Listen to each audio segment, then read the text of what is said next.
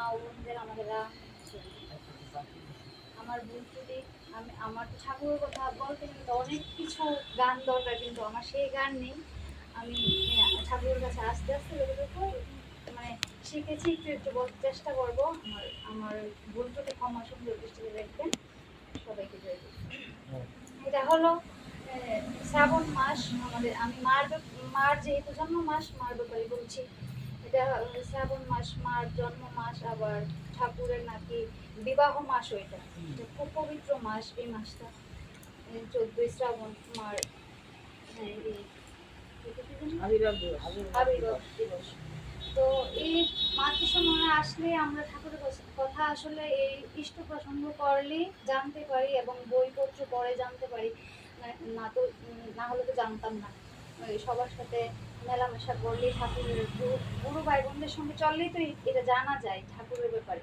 তো ঠাকুর বলেছেন তুমি যে ভালো আছো ঠাকুর কি ধরে, এটা সবাইকে বলবে, পরিবারের মধ্যে ছড়িয়ে দেবে সেটা। তুমি যে ঠাকুরকে ধরে ভালো আছো এটা প্রথমে পরিবারের মধ্যে দেবে, তারপরে পারিপার্শ্বিকের মধ্যে, তারপরে সমাজের মধ্যে ছড়িয়ে দেবে। এটার জন্য তোমাদের দ্বিতীয় করতে হবে। তো এটা আর এটা হলো বড় মার জন্ম মাস। এই মাসে বড় মার যে গুণগুলি, বড় মার অনেকগুলি গুণ ছিল। বড় মা তো এমনি এমনি বড় মা হয়ে যাননি। বড় মা তো সিংহাসনে মানুষে পূজিত হচ্ছেন, এত এত মানুষের অন্তরে পূজিত হচ্ছেন এই বড় মা। বড় মা ছিলেন আদ্যাশক্তি মহামায়া। তিনি এই আরেকটা কথা, মানে আমাদের নারীর মধ্যে যে 8টা গুণ আছে, আমরা সবার মধ্যে কিন্তু এই 8টা গুণ আছে, কিন্তু আমাদের মধ্যে এটা প্রকট হয় না। ওই বড় মার মধ্যে সেটা প্রকট হয়েছিল। যেমন নিষ্ঠা, ধর্ম, সেবা, শুশ্রূষা, সাহায্য, সংরক্ষণ, প্রেরণা ও প্রয়োজনীয়, এই 8টা।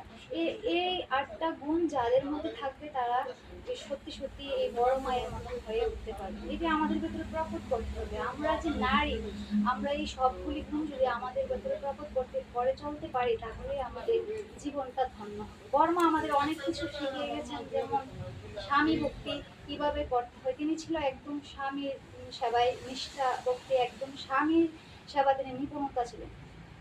সংসারের কাজেও যেমন ছিলেন, একটা কিছু ডাকার আগে তার কাছে সব কিছু সবাই পেয়ে যেত। এমন ঠাকুরের প্রতিও তার ছিল একদম দেবতা রূপে যাকে পূজা করতেন তিনি।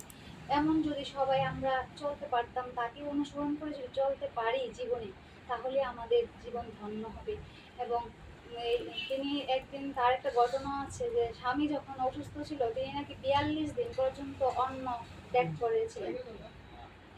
42 দিন শুধু শরবত জল বর্দা এনে এনে দিতেন, তিনি শুধু শরবত জল খেয়ে খেয়ে থাকতেন। 42 দিন পরে স্বামীর কোনো ত্রুটি হয় হবে, এই জন্য তিনি সব ছেড়ে দিয়ে শুধু স্বামীর সামনে বসে বসে শুধু সেবা করতেন। কি চাই তার হাতে, ঠাকুর হাতে নাকি কি হয়েছিল, এই জন্য 42 দিন অন্ন না খেয়ে শুধু স্বামীর সেবা করেছেন।